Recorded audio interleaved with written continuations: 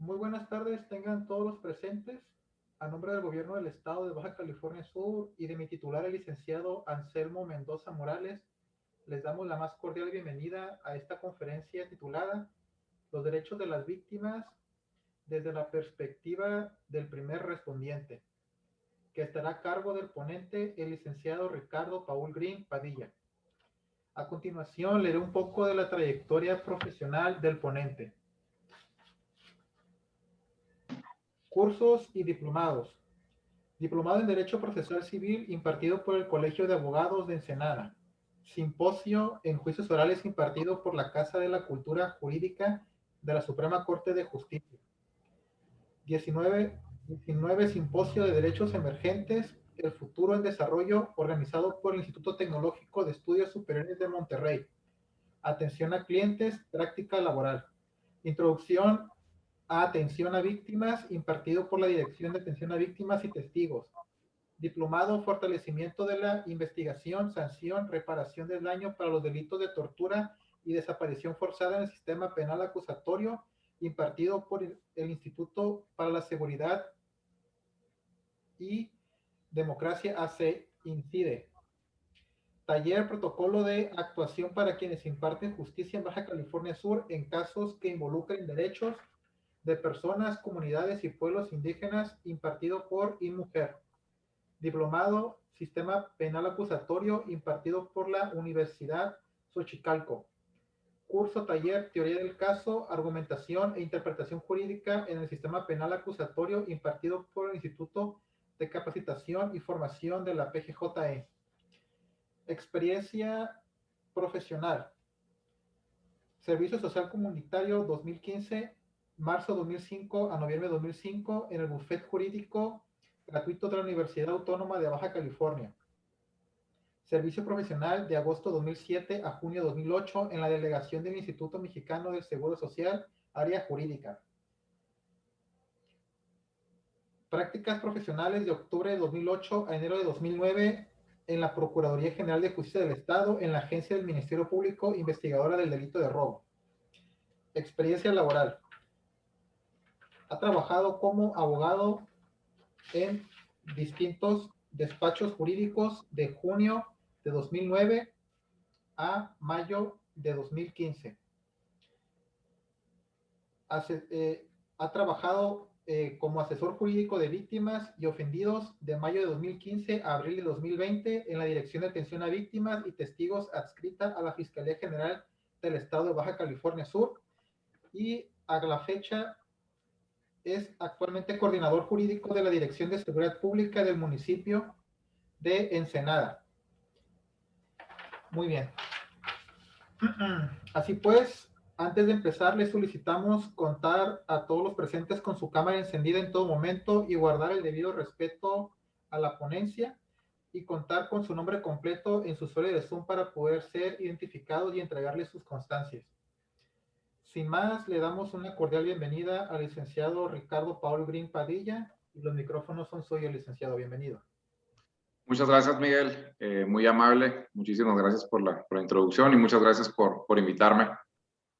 Me siento honrado que me hayan tomado en cuenta para impartir esta pequeña plática. Compañeros, pues mucho gusto. Espero que esta plática sea productiva para su participación. Me imagino que la mayoría de ustedes son policías. Actualmente, pues yo me desempeño como coordinador jurídico de la Dirección de Seguridad Pública aquí en Ensenada, entonces de las, más o menos digo, de las necesidades de lo que a veces pues requieren los policías, ¿no? Y sobre todo desde la perspectiva del primer respondiente. Entonces, vamos a empezar esta plática. Como siempre, me gusta iniciar lo que es el tema de víctimas, que es importante poner el contexto histórico de lo que es el sistema penal en nuestro país, en nuestro México lindo y querido. Como bien sabemos, en el 2008 hubo una reforma penal en nuestro sistema penal que cambió la dinámica de lo que es la impartición de justicia penal en este país. Curiosamente, la última reforma que había tenido nuestro sistema penal de justicia fue en 1917. Pasaron casi 100 años de una manera en la cual los participantes o las partes que participaban en lo que era pues en esta dinámica del proceso penal en México,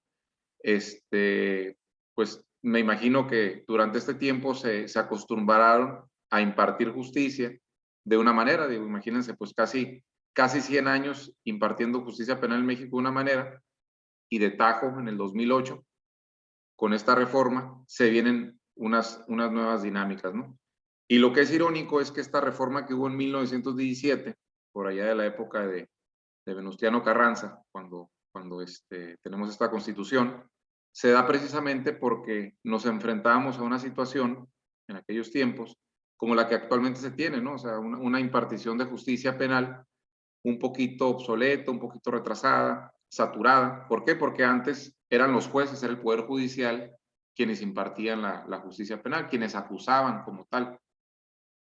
Entonces, después se viene esta reforma e inicia lo que es el sistema en el 1917, lo que es el sistema que se conoce hoy en día como el sistema tradicional o lo que es el sistema mixto, que si ustedes ya tienen buen tiempo de policía, me imagino que ya les tocó trabajar en su momento. Y en este sistema mixto, ¿qué es lo que ocurre? Se instituye la figura de lo que es el Ministerio Público en nuestro país. Y esta figura del Ministerio Público ya tiene esta facultad de investigar y de acusar.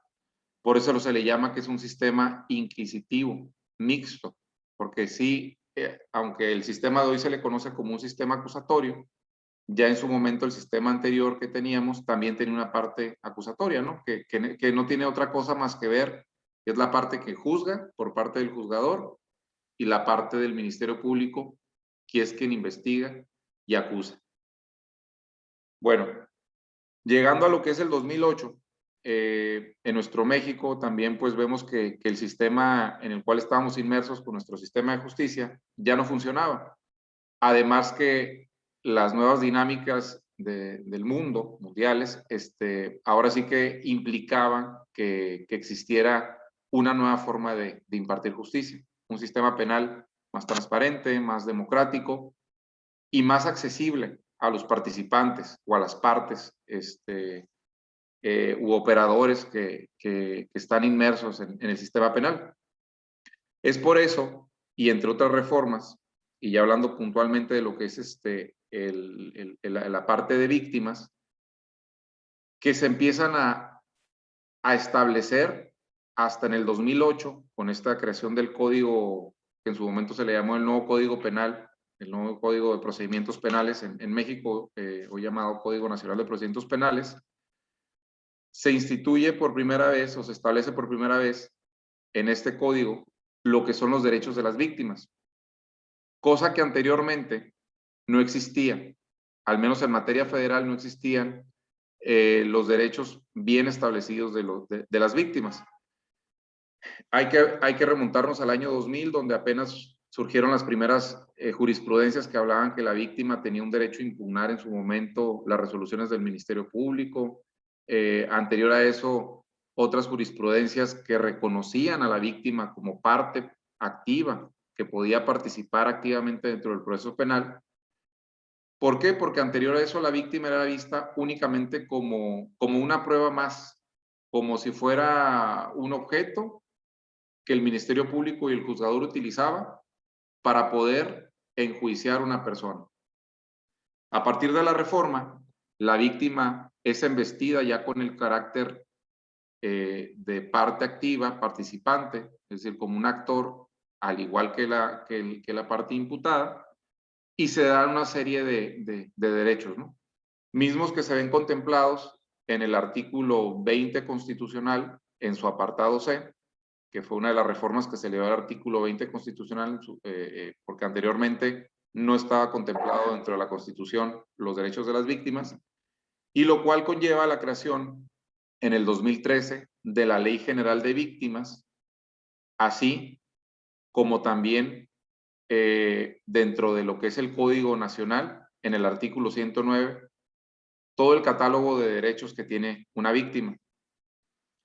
Dejando en perspectiva esta situación o sentando las bases de lo que es la historia de nuestro derecho penal en nuestro país, es importante empezar a hablar de lo que es la labor del primer respondiente en lo que es este proceso penal, ¿verdad?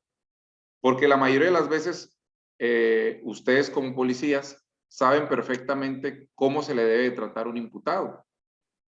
Se le lean los derechos, el llenado del IPH, el turnar al Ministerio Público. Todo eso es lógico como que ustedes como policías y toda vez que pues históricamente se le ha dado más énfasis al imputado que a la víctima, ustedes también dentro de su formación tengan esta forma de actuar, ¿no? Porque así se les ha enseñado. Entonces, bueno, es que la labor del policía es detener a las personas que, en este caso a los imputados, ponerlos a disposición del Ministerio Público, decirles sus derechos, llenar el informe policial homologado y vamos. Pero muchas veces ocurre que se olvidan de una parte que es muy importante, ¿no? Dentro de nuestro sistema penal, que es la víctima. Hay que recordar que al igual que el imputado, así como en el artículo 20, apartado B de nuestra Constitución, se contemplan los derechos del imputado, como ya referí, en el artículo 20 constitucional, el apartado C, también se contemplan lo que son los derechos de las víctimas. Y si nos vamos a los principios que rigen este sistema penal, vemos que existe el principio de igualdad entre las partes y la igualdad ante la ley. Entonces, el derecho del imputado no puede ser mucho mayor al de la víctima. Y a veces ocurriría o pasaría que sí, o sea, porque a veces nos olvidamos de lo que es la víctima, ¿verdad? Entonces, aquí lo que se tendría que hacer cuando ocurre una detención o existe una situación en flagrancia, el policía o el primer respondiente tiene la obligación en su momento de informar a las víctimas de cuáles son sus derechos. ¿Por qué? Porque ocurre que hay delitos que son de querella necesaria y el mismo código contempla que se tiene un máximo de 12 horas para poder ratificar una querella en este caso, ¿no? No hay que olvidar también que como primer respondiente se tiene la obligación de resguardar el área donde ocurrió el ilícito. Y ustedes van a ser los primeros que van a salvaguardar a efectos de poder obtener los primeros datos de prueba con los cuales se va a iniciar la investigación penal, que a su vez va a ser muy importante para la primera de las audiencias, que podría ser una audiencia de una audiencia inicial, que podría ser una de control de detención, para después ya llevar uno lo que sería una audiencia de formulación de imputación. Retrocediendo un poquito, dentro de esta reforma penal,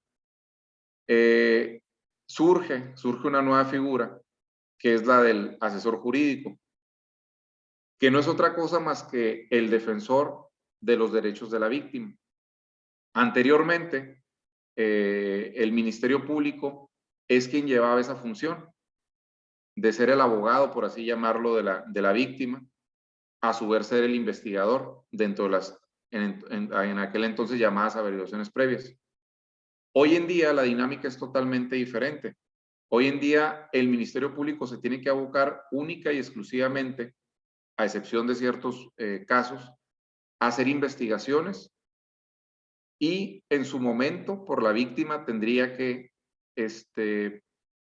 formular o expedir lo que son las medidas de protección. Pero quien tiene el deber y la obligación de que se respeten los derechos de las víctimas es en este caso el asesor jurídico, esta nueva figura que entra con la reforma penal que hubo en nuestro país en el 2008.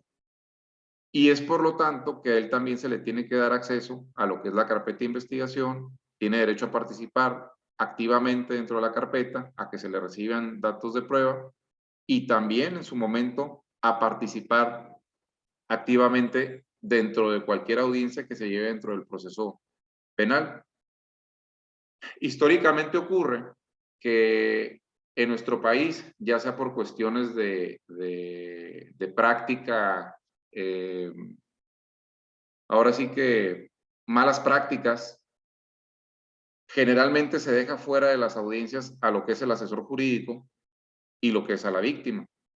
Entonces ocurre que muchas veces la persona sufre un ilícito, digamos que le roban una cartera o sufre un accidente, y al momento en que va al Ministerio Público para ver cómo va su caso, cómo va su asunto, se lleva la sorpresa que ya la persona fue puesta en libertad o que se determinó un ejercicio de la acción penal y en ningún momento se le informó a él de sus derechos. Entonces, es muy importante que dentro de las buenas prácticas que se empiecen a implementar es que en su momento, al igual que al imputado, se le haga saber a la víctima que tiene un derecho a lo que es un asesor jurídico. Por ahí dijeron que yo era asesor jurídico de Baja California Sur. Ahí voy a corregir un poquito a Miguel. Yo fui asesor jurídico en Baja California. Desconozco, y lo pongo esto porque yo desconozco cómo sean las prácticas en Baja California Sur. Espero que tengan mejores prácticas que aquí en Baja California.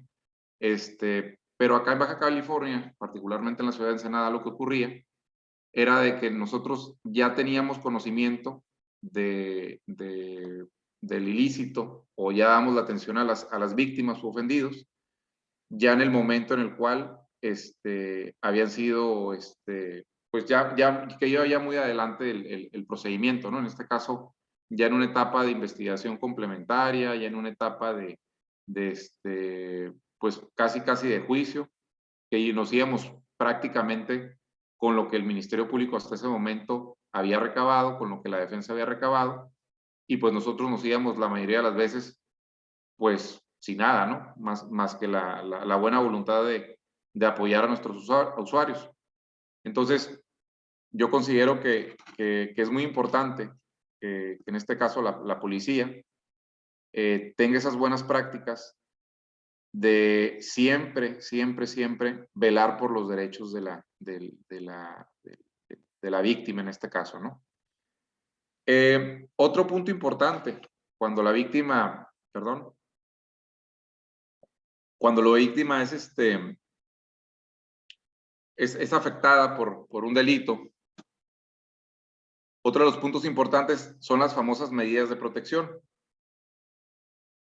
que son contempladas por el artículo, que es un derecho contemplado por el artículo 109 del Código Nacional y que se encuentran contempladas dentro de la ley de víctimas. Sé que en Baja California creo que tienen su ley de víctimas también, está la Ley General de Víctimas, porque es un hecho que ocurre muy frecuentemente que dentro del catálogo de medidas de protección que se le pueden instaurar o se pueden implementar en favor de una víctima, por lo general no se implementan las adecuadas, ¿no? Ocurre que, por ejemplo, se denuncia un caso de violencia familiar y la primera medida de protección que se implementa son los famosos rondines, ¿no? Los rondines de la policía, que están bien, pero como yo siempre lo he dicho, es como cuando uno va al médico y le dan un paracetamol, ¿no? O sea, es como de primera necesidad está bien, pero a veces hay que profundizar un poquito más, ¿no? La misma Ley General de Víctimas o la misma Ley de Víctimas del Estado, dentro del capítulo de medidas de protección, nos dice cuáles son las características que se tienen que tener para que se emita una medida de protección. La mayoría de las veces el Ministerio Público no las emite porque considera que no están justificadas. Sin embargo, yo soy de la opinión que independientemente de que se justifiquen o no se justifiquen en ese momento, si las medidas de protección no tienen una afectación directa a los derechos del imputado, como por ejemplo una medida de protección que es muy efectiva, es la contemplada en la cual dicen que el imputado se tiene que abstener de hacer actos de molestia y de intimidación a una persona, a una víctima, que sirve mucho en los delitos de violencia familiar y de amenazas, por ejemplo.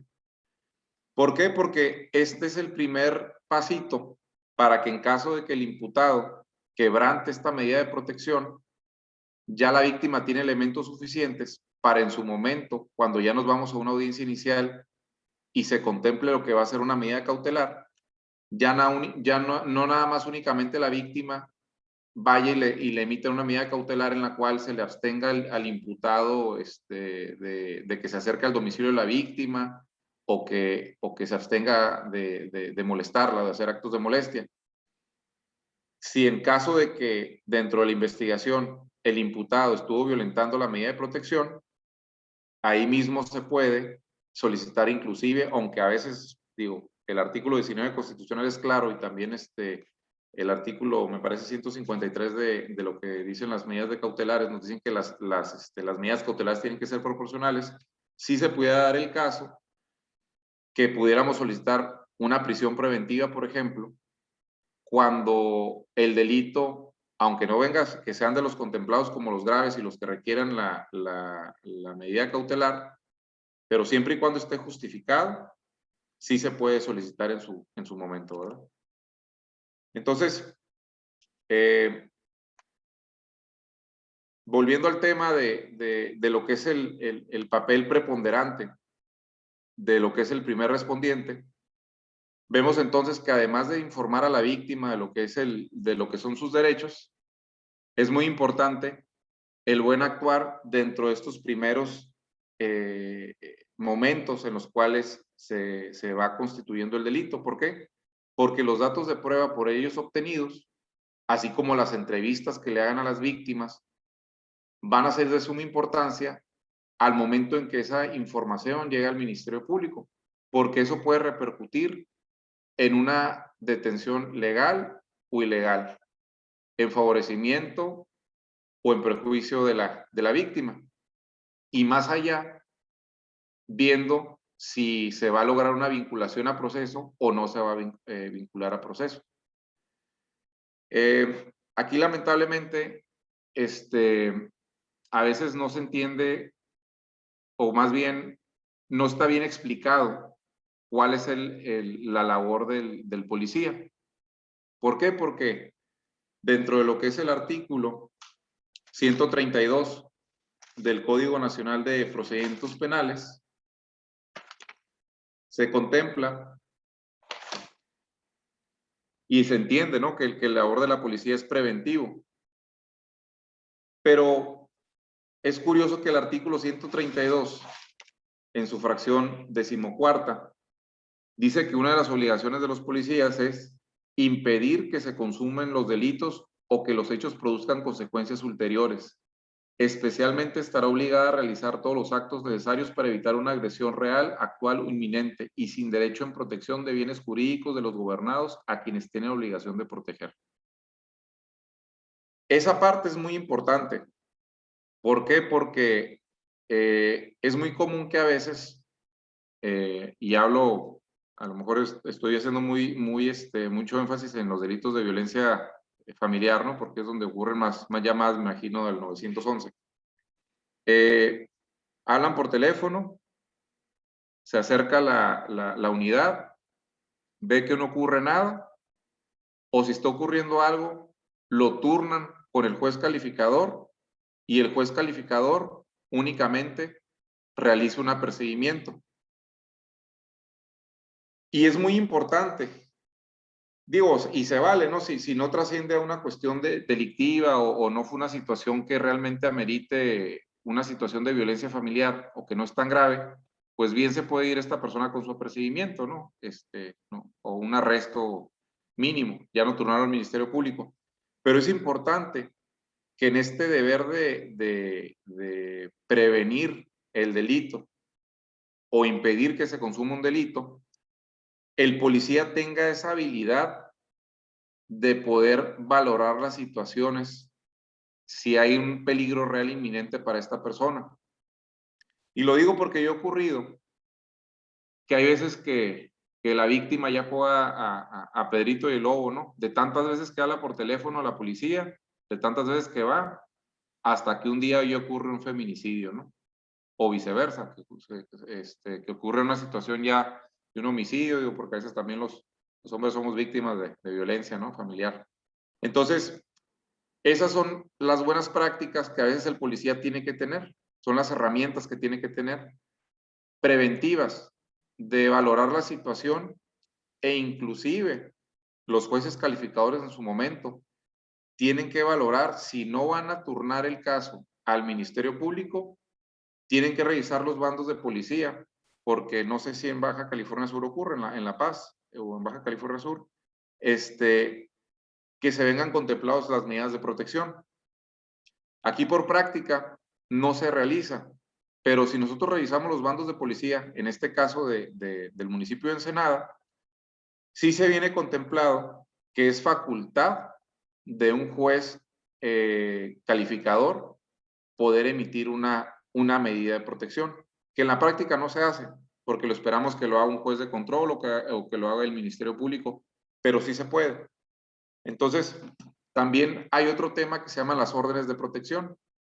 Las órdenes de protección también las puede emitir un juez calificador, pero es de suma importancia que al momento en que el policía acuda, valore y plasme en los partes o reportes que realicen esa situación de medir el peligro, de que qué es necesario, si lo vamos a pasar 15, como dicen por acá, si lo vamos a pasar detenido únicamente por una falta administrativa, o si realmente va a turnar o trascender el asunto a lo que es ya una situación del Ministerio Público, ¿verdad? Bueno, en este orden de ideas, y platicando un poquito de cómo se compone lo que es el proceso penal en nuestro país, sabemos que la parte vital o la parte donde inicia la investigación es cuando se denuncia el delito, se acree el delito o por medio de la flagrancia es puesto a disposición de la autoridad competente esta persona que comete el ilícito, lo cual conlleva a lo que es la audiencia inicial, donde el papel de la víctima va a ser el solicitar para ella medidas cautelares que sean pertinentes y suficientes para salvaguardar su vida e integridad, que es uno de los derechos que tiene.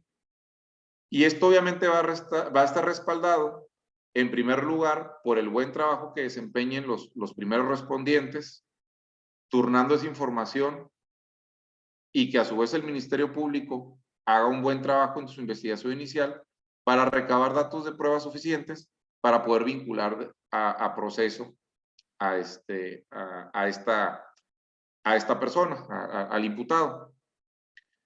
Y es tan importante el actuar del primer respondiente en nuestro sistema penal, que yo siempre lo he dicho, que yo creo que el pilar fundamental de nuestro sistema penal son los policías o el primer respondiente.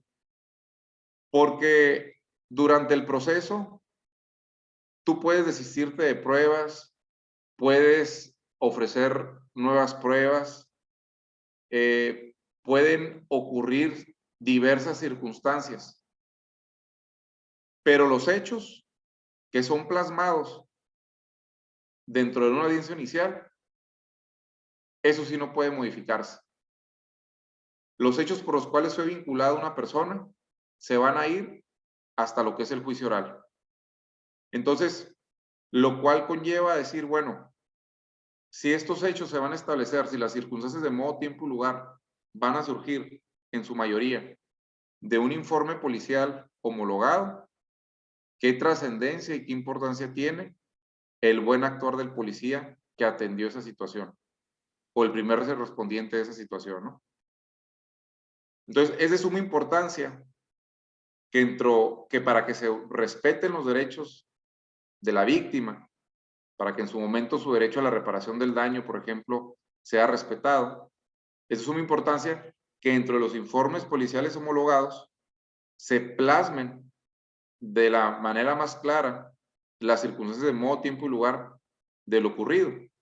¿Por qué? Porque eso es lo primero, la pauta que le va a dar a la primera línea de investigación que va a llevar el Ministerio Público. En mi experiencia me tocó muchas veces que hubo situaciones en las cuales carpetas de investigación, como dicen coloquialmente, se cayeron porque venían mal armadas desde lo que fue el informe policial homologado. Ya dejen ustedes, a lo mejor, situaciones de redacción, ¿no? A veces que no se establecía la hora, la fecha, el lugar, etc., etc., etc., etc., que conlleva como concatenado, así como un efecto dominó, el que no se puede integrar de manera correcta una carpeta de investigación. Por eso yo soy partidario de que a los policías se les tiene que dar su lugar dentro de lo que es el proceso penal como una parte fundamental del mismo. O sea, sabemos que actualmente pues se prioriza a veces en otras cosas de lo que es el derecho penal o nuestro proceso penal, que a veces yo he escuchado que el proceso penal está colapsado, que el sistema penal en México no funciona, por X o Y. Yo creo que tenemos un sistema penal de primer mundo, pero que lamentablemente, y empezando por todos, hasta el de la voz, desde los asesores jurídicos, el juez, ministerios públicos, primeros respondientes, a veces actuamos, pues ahora sí que de manera no profesional, lo cual conlleva al colapso del sistema, ¿no? Porque el sistema lo está colapsando, la verdad, lo que son las malas prácticas de los operadores. Entonces, es muy importante que cuando ustedes sean participantes, sean primeros respondientes, reitero, de una situación ilícita, pues actúen con el profesionalismo que conlleva esto, ¿no? Así como yo decía muchas veces al Ministerio Público, cuando aplicaban, por ejemplo, un criterio de oportunidad es una figura que se contempla dentro del sistema penal, dentro del Código Nacional, que tiene efecto, ahora sí que es como un filtro, ¿no? Un efecto para purgar, disculpen la palabra, ¿no? Como dicen coloquialmente, en nuestro sistema, para que no se abran investigaciones a diestra y siniestra. Pero ¿qué ocurría? Que muchas veces iba una persona a denunciar que le habían robado 300 pesos, el Ministerio Público determinaba que pues era un delito de baja cuantía, aplicaba un criterio de oportunidad sin investigar, sin garantizar la reparación del daño del ciudadano y cerraba la investigación. Y de ahí conllevaba a que muchas veces nosotros veíamos en la televisión que decían, no, es que este sistema es la puerta giratoria, ¿no? Porque los detienen y los dejan ir. Entonces, otra de las cosas que es importante que ustedes como primeros respondientes sepan, o la obligación que es importante que sepan también como funcionarios públicos, es que tienen la facultad de recibir denuncias. No sé cómo funcionen en Baja California Sur, pero aquí a la fecha es muy raro que sea un policía que te reciba una denuncia. Y esto es por práctica, le digo, es práctico, es como está integrado el sistema, que históricamente siempre cuando una persona quiere presentar una denuncia, la manden inmediatamente al Ministerio Público. Situación que el mismo artículo 220 del Código Nacional de Procedimientos Penales y dentro de las mismas obligaciones de los policías, nos dicen que la obligación de recibir una denuncia va a ser tanto del Ministerio Público, así como de un policía, ¿no? Inclusive hasta contemplan ahí lo que es sindicatura municipal en su momento. Muy bien. Entonces, no sé si tengan hasta ahorita alguna duda, algún comentario.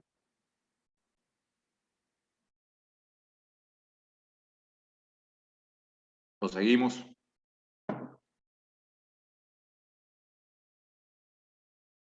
Bueno.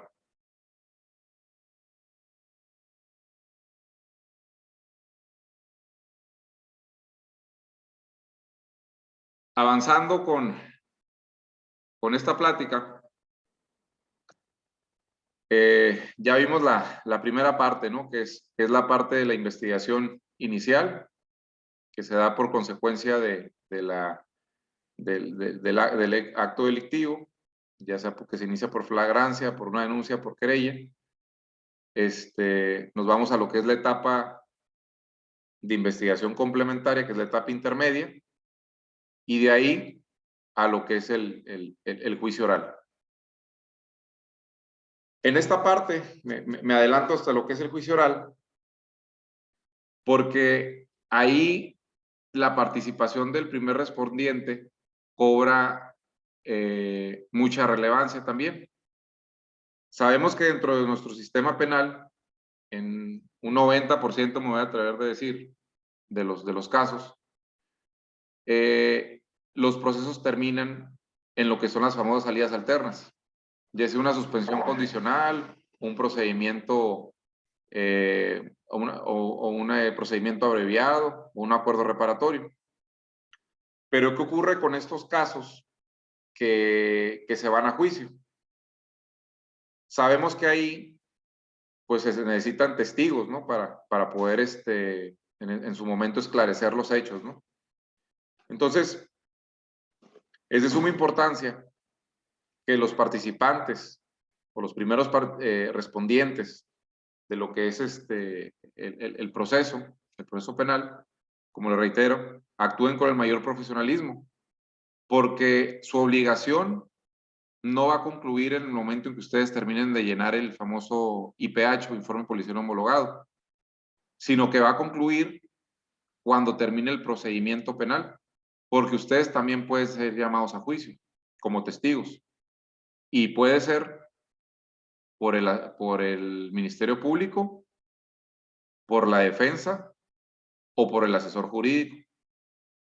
Entonces, es de suma importancia que ustedes, cuando participen como primeros respondientes, se sientan con esa responsabilidad de que en sus manos están los derechos de una persona, de una víctima, y que ustedes son piedra angular en que se cumplan con las columnas que sustentan las bases de nuestro sistema penal mexicano, que es que se esclarezcan los hechos, que se proteja al inocente,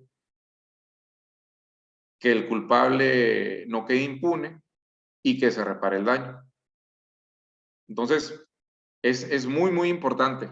O sea, que ahora sí que si son partícipes en un llenado de un informe policial homologado, se sepan con esa responsabilidad, que su firma conlleva una responsabilidad. No para que los llamen luego a juicio y que no, que es que estoy de vacaciones, que ya renuncié. Acuérdense que es obligatorio acudir a lo que es un juicio oral. Y muy importante para que en todo caso concluya de buena manera, ¿no? Voy a dejar hasta aquí mi plática para pasar a la parte de las preguntas.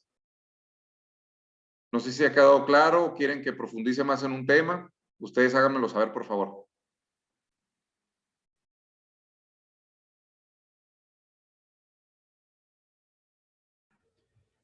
Para los que gusten participar, pueden levantar la mano o hacer la pregunta mediante el chat, con confianza.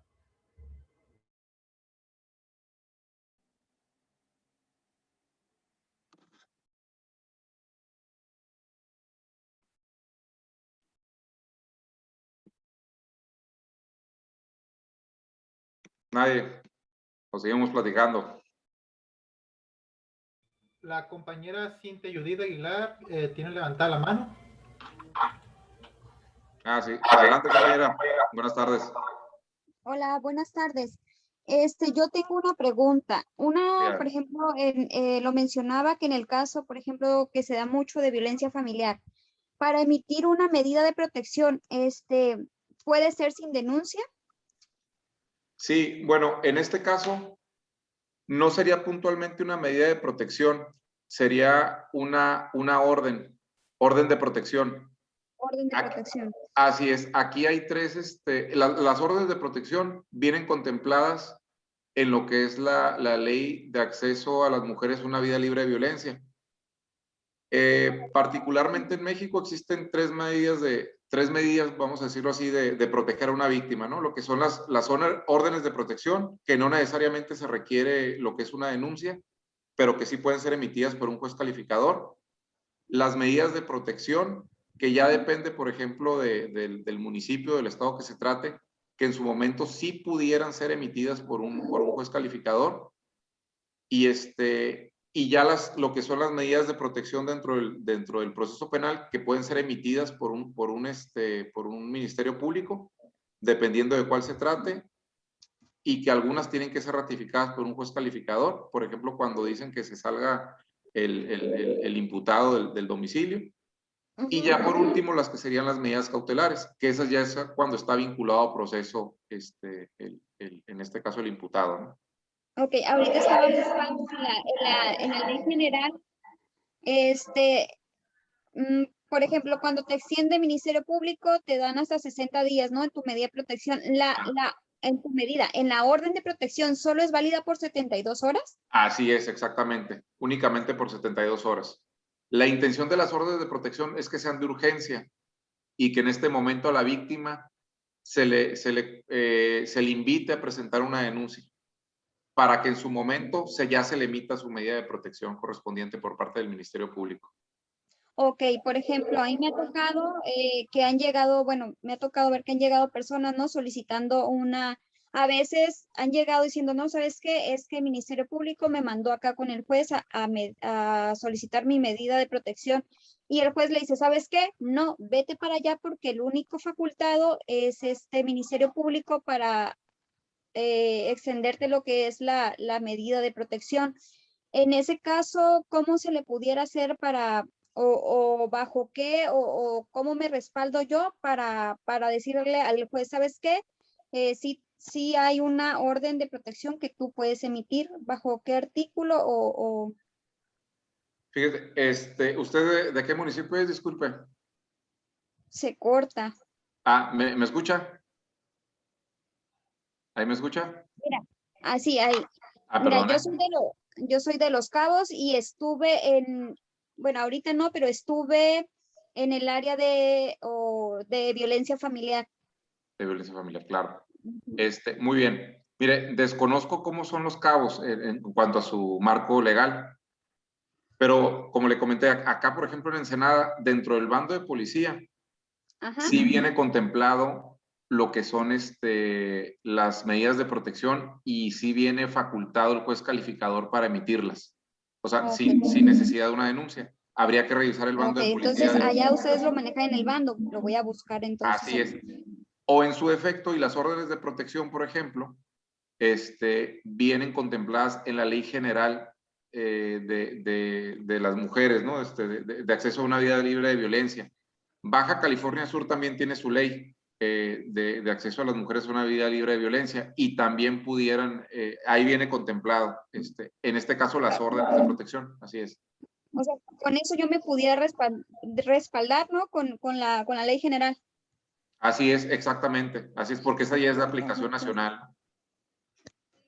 Ahora sí que en estos temas nos toca ser un poquito creativos e ilustrar a veces a las autoridades, ¿no? Porque son leyes que no se manejan comúnmente, porque muchas veces, como yo digo, muchas autoridades son codigueras, o sea, se basan únicamente en el Código Nacional de Procedimientos Penales. Pero hay que recordar que los derechos de las víctimas viene contemplado en lo que es el artículo 20 constitucional, apartado C, en la Ley General de Víctimas, en la ley de víctimas de cada uno de los estados, en lo que es los bandos de policía en su momento, si viene contemplado, en la ley de acceso a las mujeres a una vida libre de violencia, y ¿qué más que me faltó? Bueno, son varios reglamentos que vienen contemplados los derechos de las víctimas. Okay. Pero lo que es la parte sustanciosa de los derechos de las víctimas es la Ley General de Víctimas. Ahí viene desarrollado muchos temas, que me faltó, ¿no? Que el Código Nacional de Procedimientos Penales menciona, pero que no desarrolla. Por ejemplo, en cuanto al tema de las medidas de protección, el Código Nacional es muy parco, porque te refiere nada más las medidas de protección a las cuales tiene derecho una víctima. Pero ya en lo que es la Ley General de Víctimas, se extiende más, en lo cual se tiene que fijar una autoridad al momento de emitir una medida de protección. ¿Cuáles son los elementos que tiene que tomar en cuenta? El nivel de riesgo, la pertinencia de la medida de protección. Entonces, ahora sí que la idea es complementarse, ¿no? O sea, llenar los vacíos que una ley tiene, subsanándolo con las otras leyes, ¿no? Que afortunadamente, ya conociendo el marco jurídico, ya se puede hacer frente, ¿no? A las situaciones que a veces uno se enfrenta con las autoridades. No sé si con eso sea suficiente. Ok, gracias. No, de nada. Gracias por preguntar. ¿Alguna otra pregunta?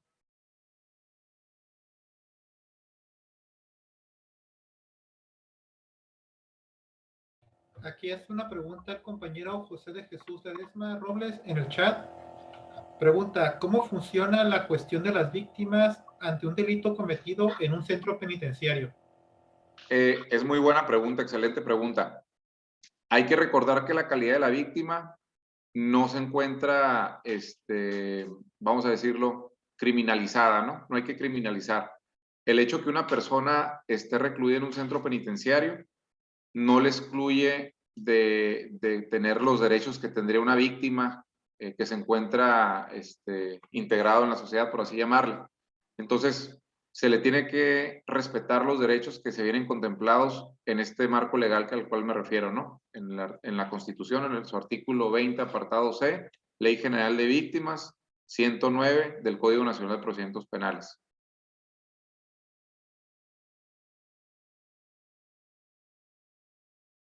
No sé si con esto haya resuelto su duda o...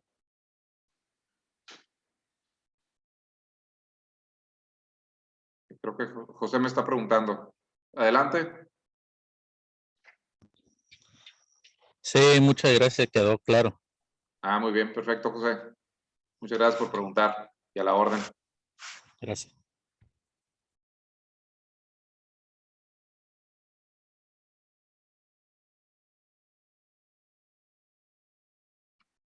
¿Alguna otra pregunta?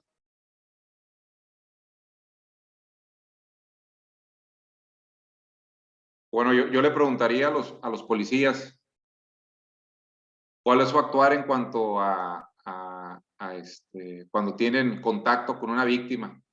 ¿Les ha tocado, por ejemplo, recibir alguna denuncia?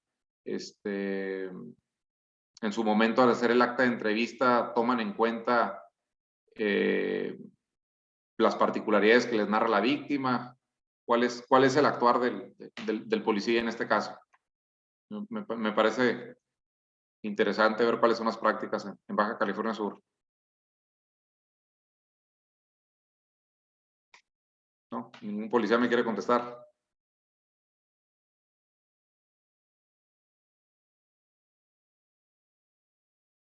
La compañera Cindy Marisol Sandoval Tirado hace un comentario sobre las querelas o denuncias. A veces las personas acuden al MP para poner su denuncia y me ha tocado que el MP me dicen que llame al 911 y así nosotros le tomemos la denuncia. Ok, sí, eso es muy común. Ocurre acá en Ensenada también, que a veces el Ministerio Público no recibe las denuncias de los ciudadanos si no van con el parte que le llaman acá, no sé cuál es el nombre que utilizan en Baja California Sur, pero acá es el famoso parte de novedades, en el cual el ciudadano está narrando, ¿no? Que me rompieron el vidrio, me robaron X cosa del carro. Eso no tiene que ser. Para la posibilidad de una denuncia, basta y sobra con el dicho de la víctima. En ningún lugar está establecido del código que se tienen que en su momento ofrecer datos de prueba para iniciar lo que es una carpeta de investigación. Hay que recordar que el deber, en este caso del Ministerio Público, es recibir las denuncias y querellas e iniciar con la investigación. Ya en su momento, si dentro de la investigación se determina que no hay un delito, se tiene que determinar el por qué y se le tiene que notificar a la víctima. Pero si nosotros nos vamos a estricto derecho en cuanto a lo que es el procedimiento como tal, no viene establecido que se tiene que hablar al 911 o que la víctima tiene que ir a por un parte de novedades. Esa es una práctica, es una mala práctica que debe desaparecer. Se tiene que facilitar a la víctima en su momento el hecho de que presenten las denuncias o querellas. Porque hay un tema muy cierto, ¿no? O sea, es muy común que la víctima la piense 2, 3, 4, 5, 6, 7, 8 veces acudir con las autoridades para presentar una denuncia. ¿Por qué? Porque hay veces que dura 3, 2, 4, 5, 6 horas en que lo reciban para que le presente, para presentar una denuncia, y luego ocurren estos hechos que les digo, los criterios de oportunidad, que lo sueltan luego al imputado, o que a veces ocurre eso, ¿no? Que le dicen que marca el 911 o que haga con su parte de novedades, que eso no tiene que ser, que eso no tiene que ser.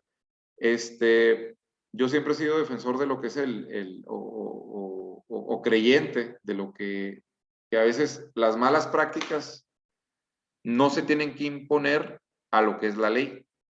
Entonces, aquí, ustedes, les digo, como policías, veo que en su mayoría son policías, juegan un papel importante, porque ustedes tienen que ir con la ley en la mano.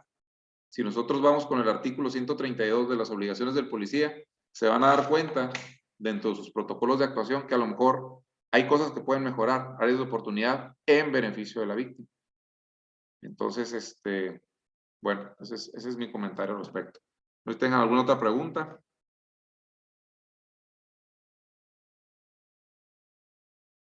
¿No?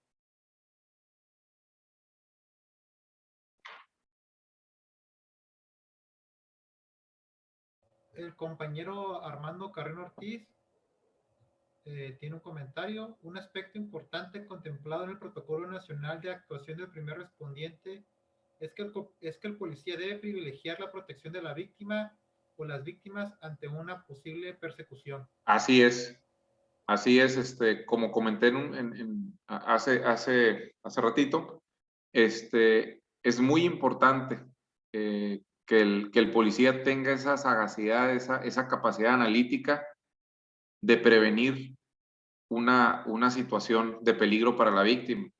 ¿Por qué? Porque es deber del policía, como dice ahí el compañero Armando, privilegiar la protección de la víctima. A veces nos olvidamos de esa parte tan importante, ¿no? Porque les digo, o sea, históricamente estamos educados dentro de nuestro sistema penal que nos olvidemos de la víctima, que le damos como un objeto únicamente para poder meter a la cárcel, en este caso al imputado, por así llamarlo coloquialmente, y no lo vemos como un sujeto de derechos, ¿no?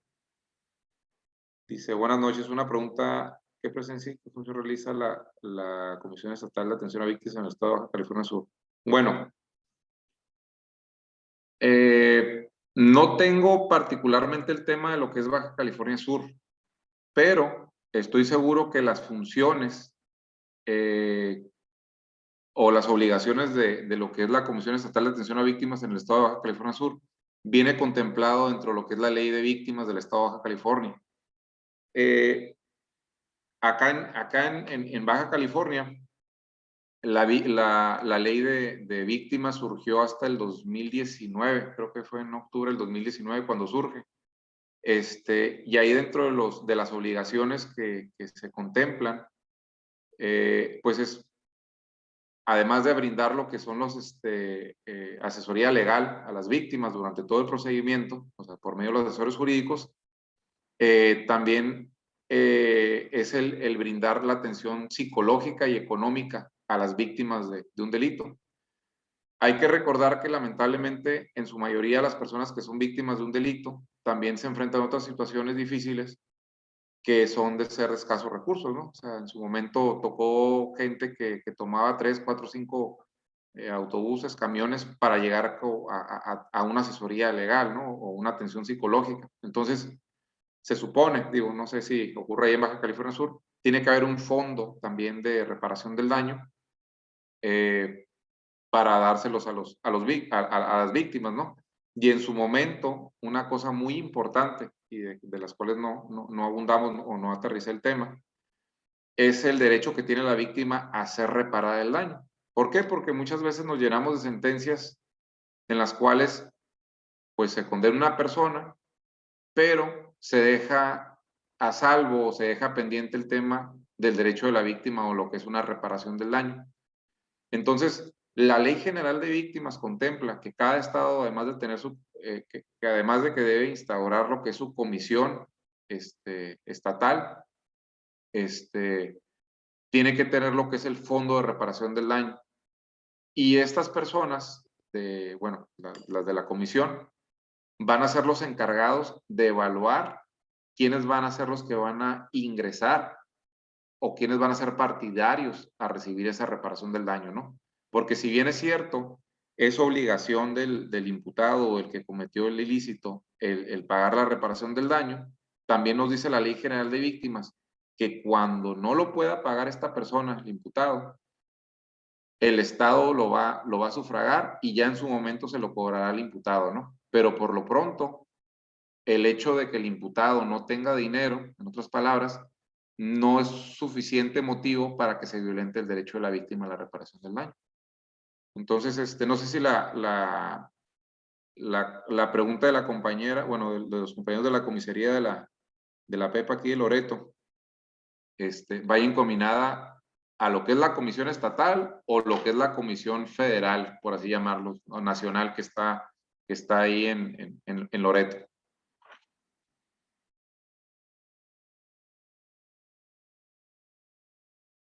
¿No? Pero sí, en resumidas cuentas, ok, no, de nada. En resumidas cuentas, esa es la función de la comisión. Le digo, y tanto las funciones como la comisión estatal como la comisión nacional están dentro de la Ley General de Víctimas y la Ley Estatal de Víctimas de cada estado. ¿Alguna otra pregunta?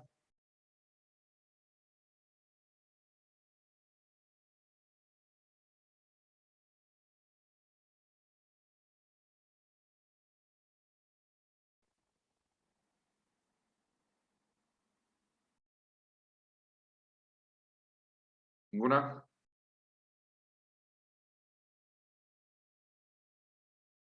Bueno, yo cierro mi participación recordando que es muy importante que como autoridades tengamos muy en claro cuál es el marco jurídico que rigen los derechos de las víctimas. Porque, como les comenté, si bien es cierto, como les dije, son leyes ya un tanto viejas, porque la Ley General de Víctimas, por ejemplo, es del 2013. Nuestro Código Nacional ya viene desde el 2008 prácticamente.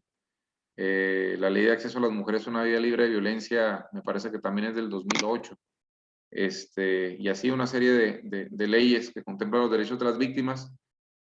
Es impresionante el desconocimiento que existe de este marco jurídico. Hasta a veces parecería que hay una agenda para silenciar este tipo de leyes, ¿no? que contemplan los derechos de las víctimas. Entonces, es importante que como autoridades tengamos bien en claro cuáles son los derechos de las víctimas. Acuérdense, artículo 20 constitucional, ahí van a venir en el apartado A cuáles son las particularidades del sistema penal, inciso B, cuáles son los derechos del imputado, inciso C, los derechos de las víctimas. La Ley General de Víctimas, la Ley de Víctimas de cada estado. Hay que revisar los bandos de policía, qué nos dice de las víctimas, porque yo creo que en todo México hubo una reforma en cuanto a los bandos de policía, que tienen que ir acorde con la Constitución.